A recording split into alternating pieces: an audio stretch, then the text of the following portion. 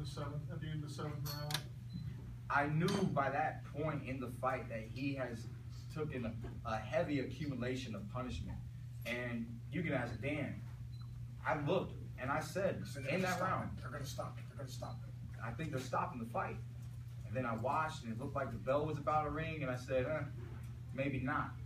So I was prepared to give him more damage in the next round. But he was getting caught by the left hook. He was getting caught by more right hands. I was fully recovered, and the damage was just getting worse. And his team did stop the fight. Keith, you prepared for a war like this against Collazo. And what are your thoughts of fighting Collazo in such an epic war in front of ESPN and the debut of ESPN Premier Boxing Champions? I knew he was going to come and try to give me a war.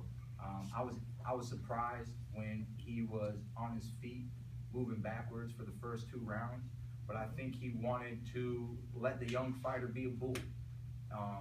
I took advantage of that. It was very easy to steal those opening rounds from him with his inactivity. You have to fight to win a fight. He didn't want to fight early on. He wanted to assess my speed, assess my movement, try to be tricky. Early on, he was lunging in with lead left hands. They weren't really that effective. And then, then he got more into his rhythm, the traditional Luis Collazo that we're used to seeing, the move forward fighter that he is. And, I enjoy being in the pocket. I'm, not 100%, but I did enjoy going through the diversity that I went through this fight. I'm happy to be the champion that I am, and I'm happy that the champion that Luis Collazo was, he tested the young fighter Keith Thurman, and that we were able to overcome him and do it. Keith, were you impressed by your performance? If not, what things do you think you need to improve on? My coach really wanted me to throw a little bit of a faster jab, a harder jab, a stiffer jab. I do believe I could have done those things. But Luis Collazo had a little bit of an awkward rhythm. He had an awkward poise to him. It comes from the experience that he had. He knew how to kind of come in with his head and almost use it as as a shield. I felt like my jab wasn't really putting him back, putting him in his place. There was a few times where he was flicking his jab and it wasn't that effective. And if I could pat it and come over top, that made my jab a little bit more effective.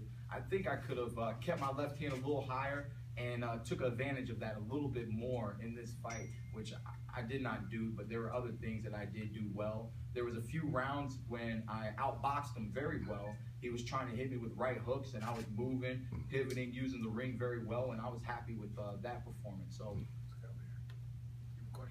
yeah, Keith, John Galling, RealCombatMedia.com.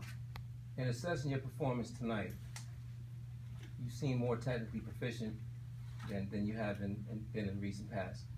How badly do you want the Mayweather fight, as improbable as it may be? And if you can't get Floyd, who do you want next?